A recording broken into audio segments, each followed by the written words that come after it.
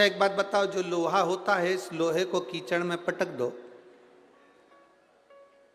और पारसमणि उस पर छुआओगे तो लोहा सोना बनेगा कि नहीं बनेगा? बनेगा ना, भले वो कीचड़ क्यों ना लगाओ। पारसमणि उसको छुआई, पारसमणि छूते ही लोहा भले कीचड़ में पड़ा हो, गंदगी में पड़ा हो, बेकार जगह पड़ा हो, पर पारसमणि छूती है और लोहा सोना बन जाता है। उसी तरह हम भले काम में डूबे हों, लोभ में डूबे हों, आसक्ति में डूबे हों, वासना में डूबे हों, तृष्णा में डूबे हों, हम भले कैसे भी हों, जब मेरे भोले बाबा की कथा का स्पर्श आपको होता है तो आप भी सोना बन जाते हो, निखर जाते हो। आप भी सोना बन गए, निखर गए, प्राप्त हुआ फल। शिव कथा कह रही है, भगवान शंकर का संवाद कर रहा है, शिव महापुराण की कथा कर रही है। देवराज को लगा कि आखिर इतना क्रोध, इतना चिड़चिड़ प्रवृत्ति, इतना विचार गलत। शिव मंदिर से बाहर आया, धन था, एक भोजन और एक धन। भोजन पच रहा हो तो समझ लिए कि प्रभु की कृपा है, और धन भी सही जगह पर लग रहा हो तो समझ लो प्रभु की कृपा है। प्रभु कृपा। हम ये जजमान जो परिवार बने हैं, श्री अखिलेश तिवारी जी, इनको धन्यवाद इस बात का देंगे कि देखो, भगवान धन देता है तो कहीं ना कहीं गलत जगह पर व्यक्ति को पहुंचाता है, पर किसी सद्गुरु की शरणागति मिल जाती है तो धन भी सही जगह पर लगना प्रारंभ हो जाता है और जीवन की सार्थकता बन जाती है। जीवन की सार्थकता बन जाती है। आप लोग आए हो कथा सुनने के लिए, जब यहाँ शिव महापुराण की 4 बजे आरती हो और आरती के बाद जब आप अपने अपने घर को जाओ, हम तो निवेदन कर सकते हैं, आगे आपकी मर्जी हो जैसा। जब आप 4 बजे यहाँ से घर की ओर जाओ, आरती में जब कर्पूर गौरम हो, उसके बाद में जब आप यहाँ से जाओ तो उस भूमि को प्रणाम कर कर उसकी रज को अपने हृदय से लगाकर अपने घर जरूर जाना, जिससे आपको ये आनंद की अनुभूति हो कि हम शंकर की भस्म को अपने शरीर पर धारण कर पा रहे हैं। क्या मिलता है वो जान सकता है, क्या देगा वो जाने, ये उसके ऊपर नहीं। एक लड़के ने लिखा,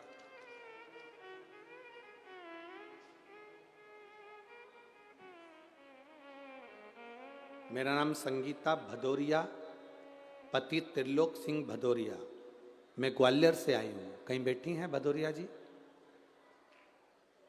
कहीं बैठे हो तो हाथ हिला सकते हैं। आप ही हैं? हाँ, दोनों हाथ ऐसे हिलाओ, ठीक है। वापिस हाथ हिलाइए। मैं संगीता भदौरिया, पति त्रिलोक सिंह भदौरिया, ग्वालियर से हूँ। मेरा बेटा जोगेश भदौरिया 2 साल से नौकरी के लिए तैयारी कर रहा था, पर होता नहीं था। हमने कथा सुनना प्रारंभ करी, बाबा से प्रार्थना करा, ततिया का स्मरण कथा में। गुरुजी आप कहते हो कि पंडाल में बैठकर जो मांगा जाता है वो बाबा देता जरूर है। एक पत्र और है जिसमें भी इनने लिखा है पंडाल में बैठकर कथा सुनने का क्या लाभ है। सुमन शर्मा, पति स्वर्गीय शैलेंद्र शर्मा, ग्राम सिमराव, ठीक है, सिमराव ही है, हाँ ठीक है, आप लोग समझ गए ना। सिमराव जिला भिंड से है। कहीं बैठी हैं? कहीं बैठी हो तो हाथ हिला सकते हैं। इधर है क्या? हाथ हिला एक बार। श्री शिवाय नमस्तुभ्यं। इनका भी पत्र है, इन्होंने भी लिखा, गुरुदेव भरोसा नहीं था कि पंडाल में बैठकर कथा सुनकर आरती की रज धारण कर कर कोई कथा के पंडाल में जो विनती करे क्या वो पूरी होती है। पर मैं छाती ठोक कर कहती हूँ दतिया की कथा में बाबा से प्रार्थना कर कर आई थी और मेरी जो मनोकामना थी बाबा ने पूरी कर दी, इसलिए मैं बाबा को प्रणाम कर रहा हूं। इन्होंने भी अपने पत्र में लिखा, ये तो लिख ही रही और उन्होंने जो प्रार्थना करी थी उसकी पत्रिका भी लगाकर भेज दी है। शादी की बधाई हो आपको, बहुत बहुत शिव कृपा। बैठिए। और इन्होंने भी अपने पत्र में यही लिखा है, पंडाल में कथा सुनने का क्या फल है ये बाबा ही जानते हैं, पशुपति व्रत का क्या फल है बाबा जानते हैं। मेरे बेटे ने कहा क्या कथा सुनने से, मैंने अपने बेटे से कहा कि गुरुजी कहते हैं मेहनत कर, कर्म कर, और जितनी मेहनत कर सकता है वो कर, और शंकर जी को एक लोटा जल चढ़ा। 2 साल से अगर तू सफल नहीं हुआ तो अब की साल जरूर सफल होगा। और बाबा पे भरोसा रखकर मैंने बाबा से विनती करी, कथा सुनी और बाबा से कहकर आई, बाबा मेरे बेटे का कहीं ना कहीं सरकारी नौकरी लगा देना। मैं बाबा का क्या गुणगान करूं गुरुदेव। कथा के पंडाल में बैठकर जो कथा सुनी जाती है उसका फल ये मिला कि मेरे बेटे का सरकारी नौकरी लग गई, CISF में उसकी पोस्टिंग हो गई और वो छत्तीसगढ़ भिलाई सेंटर में ट्रेनिंग कर रहा है। मैं बाबा को यहाँ नमन करने आई। बधाई हो आपको, एक बार हाथ हिला दो। श्री शिवाय नमस्ते। क्या मिलेगा ये वो जान सकता, क्या देगा मेरा बाबा ये उसके ऊपर निर्भर कर।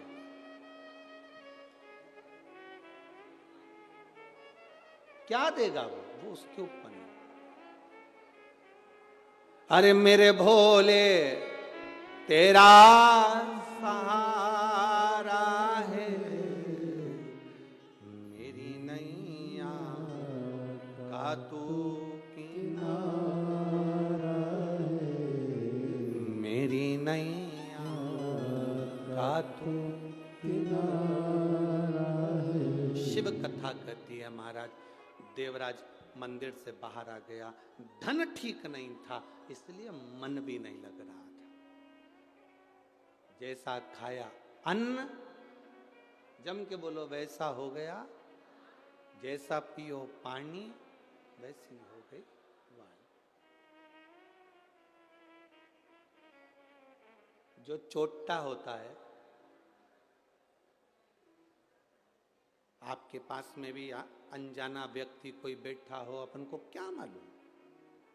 इसलिए तो आप लोगों से कहते हैं सिर पे पल्लू डालकर आया करो, मोबाइल पर्स अंगूठी सोना चांदी हीरा पन्ना सब घर छोड़कर आओ। यहाँ तो शंकर रूपी कुबेरेश्वर महादेव है और ददरउआ बालाजी हैं, उनका आशीर्वाद लेकर जा।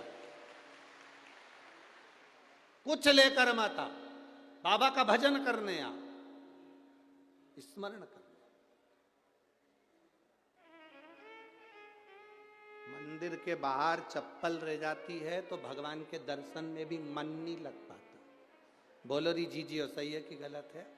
बैठी जरूर है पल्लू मल्लू डाल के, भगवान के आरती भी कर रही है। मात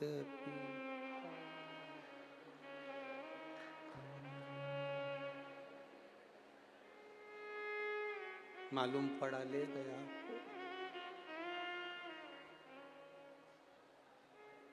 पति से कहा गई। अब पत्नी फिर बोली शरण गाऊं किसकी, अपनी तो गई अब मैं किसकी ले जाऊं। पति बोला जिसकी अच्छी लगे। और जिसकी चप्पल छूटी थी मंदिर के बाहर वो इसलिए छूटी थी, भगवान से रोज प्रार्थना करती थी, बहुत दुखी हूं, बहुत कष्ट में हूं, मेरा दुख मिटा दो।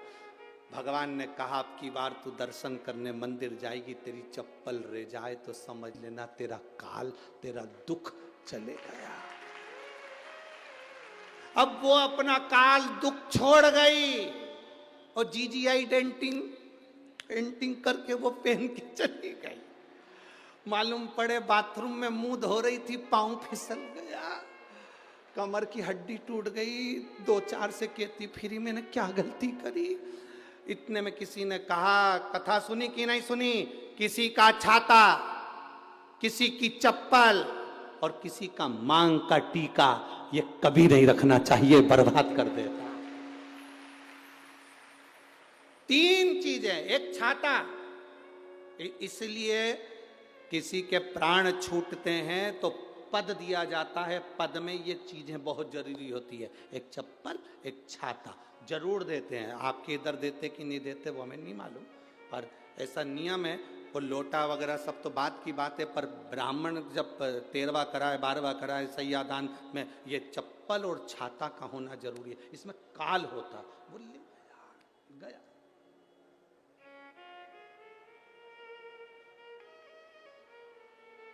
दे दिया, बहुत जरूरी। देवराज के भीतर वो जो धन रखा था उसके कारण देवराज की चित्तवृत्ति ठीक नहीं हो पा रही थी, वो धन के कारण। अब देवराज की चित्तवृत्ति ठीक नहीं हो रही थी, इसलिए देवराज धन को लेकर बेलपत्री के वृक्ष के नीचे आया। उसको नहीं मालूम कि बेलपत्री का पेड़ है, उसको ज्ञात ही नहीं, उसके स्मरण में नहीं। जो नहीं जानता था कि बेलपत्री में क्या फल है वो भटकता रहा। जिसने बेलपत्री का प्रयोग करा उसके जीवन को मालूम पड़ गया कि बेलपत्री में सुख क्या है। जो शंकर भगवान पे चढ़े हुए जल के महत्व को नहीं जानता था वो चढ़ाकर चले जाता था, पर जिसने शिव महापुराण की कथा को जब से सुनना चालू करा, शंकर भगवान पे चढ़े हुए जल का आचमन करना प्रारंभ करा, तब मालूम पड़ा कि शंकर के जल का क्या प्रभाव है। मंदिर में झाड़ू लगाने का, मंदिर में पोछा लगाने का, मंदिर के जाले साफ करने का, मंदिर में सफाई करने का, मंदिर में पुताई करने का क्या फल है। जो करता है उसको मालूम है, जो करता है उसको मालूम। अभी महाराज जी ने एक पत्र ला कर दिया, ये पत्र एक अभी ला के दिया।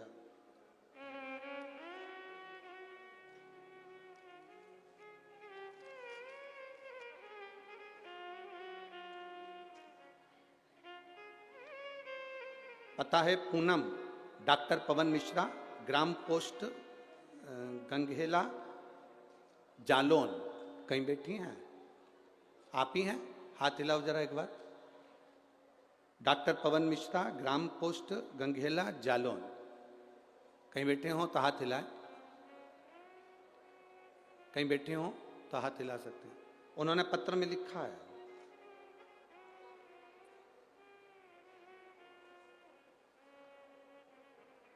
मेरे पति कई वर्षों से नौकरी की तलाश में लगे थे। अच्छी पढ़ाई के बावजूद भी उनको असफलता मिलती थी। मैं गुरुदेव किसी के कहने पर पशुपतिनाथ का व्रत किया, शिव जी को जल चढ़ाना प्रारंभ करा, बेलपत्र का प्रयोग करा, शमी पत्र और बेलपत्र अशोक सुंदरी वाली जगह पर चढ़ाना प्रारंभ करा। टीवी के सामने बैठकर कथा सुनती, आसन लगाकर बाबा से प्रार्थना करती। गुरुदेव आसन लगाकर कथा सुनने के बाद आरती होती, ऐसा मस्ताना यार मिलिया, कमी ना कोई जिंदगी च रह गई। ऐसा मस्ताना यार मिलिया, कमी ना कोई जिंदगी च रह गई। यार दा दीदार बाकी पा लिया, यार दा दीदार बाकी पा लिया। इश्क हकीकी दा मुकाम सजदा करा मैं दूजा रब नू, पहली मेरे यार नू। के बाद उठकर जाती, बाबा से प्रार्थना करती, आप इतना सबका भला करते हो तो मुझे क्यों छोड़ दिया। मैं बाबा को यहाँ इसलिए आई हूँ इस ददरुआ धाम पर कथा सुनने के लिए कि मेरे बाबा ने मेरे पति को सरकारी नौकरी शिक्षक पद में दे दी है। मैं बाबा को धन्यवाद देने के लिए। शिव कृपा औघड़दानी शंभु इसी को कहते। आपका विश्वास जितना दृढ़ होगा। धन है, चोरी का धन लाया था, बेलपत्र की पेड़ की छांव में आया, उस चोरी के धन ने असर नहीं करा। तब माँ जो जल चढ़ाती थी उसका पुण्य इसके खाते में आया और इसको भगवान शंकर लेने के लिए आए, परम धाम मिल गया। आगे वर्णन आता है, बिंदुक नाम का ब्राह्मण जल में डूब कर मर गया। चोर था, वो भी चोरी कर रहा था, जल में डूबा मर गया। धर्मपत्नी चंचुला देवी ने अपने पति बिंदुक के प्रेत योनि से मुक्ति के लिए काशी में दर्शन करने के लिए, काशी में जब गई तो मन नहीं लग रहा था भगवान की कथा में। भगवान की कथा में मन लगाना जरा कठिन है। ये मन को बांध कर भगवान के चरणों में ले जाना पड़ता है। कोई भगवान के चरणों में ये मन वैसे ही नहीं जाता। आप में से कितने लोग हैं जिनका मन कभी कभी शमशान घूमने का करता हो? अरे बोलो तो जम के, है कोई ऐसा? जितने बैठे हैं सबका मन होटल में घूमने का करेगा, सबका मन दिल्ली घूमने का करेगा, बाहर घूमने का करेगा, यहां घूमने का करेगा, वहां घूमने का करेगा, पर संसार का कोई व्यक्ति ऐसा नहीं होगा जिसका मन शमशान में घूमने का करेगा। चलो आज मेरा मन बहुत अच्छा है तो मैं शमशान में घूम के आता हूं। कौन का मन करता? कोई नहीं जाता। मुर्दे को भी ले जाते हैं तो बांध कर लेकर जाते हैं, क्योंकि लोगों को टेंशन रहता है, भग गया तो उसकी भी चिंता है, इसलिए बांध कर ले जाते। भगवान के शंकर के द्वार पर शमशान में अगर किसी को ले जा रहे हैं तो बांध कर ले जा रहे हैं। उसी तरह जब भगवान की कथा में जाओ तो इस मन को बांध कर ले जाना पड़ेगा। 5 दिन की कथा में पहला दिन हो, दूसरा दिन हो, इस मन को खींच कर लाना पड़ेगा। चल कथा में चल, पर ये मन थोड़ी थोड़ी देर में घड़ी पर जाएगा। दूध निकालना है, 3:30 बज गई है, जाऊं मैं, भैंस इंतजार कर रही होगी, मैं जाऊं। 3:45 बज गई, घर जाऊं, फिर पानी का मौसम हो गया, अंधेरा हो गया, तो फिर मन आया अब तो एक काम करती हूँ, उठी जाती हूँ। जो उठी पड़ोसन को कोनी मार,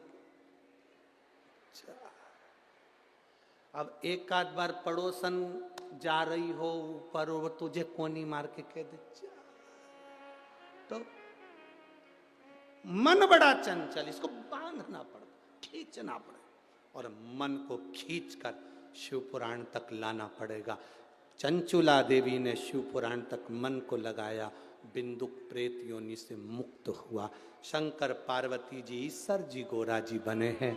जोरदार ताली बजाएं, ईश्वर जी गोरा जी हमारे बीच में पधार रहे हैं। शंकर पार्वती जी ईश्वर गोरा जी बने हैं, और ईश्वर गोरा जी बनकर शंकर पार्वती भगवान शिव की पावन कथा सुनने के लिए आनंद के साथ तुमरुका जी के सम्मुख में जाते हैं। 5 दिवसीय तक ददरुआ धाम सरकार की इस पवित्र भूमि भिंड जिले के अंदर ये कथा हो रही है।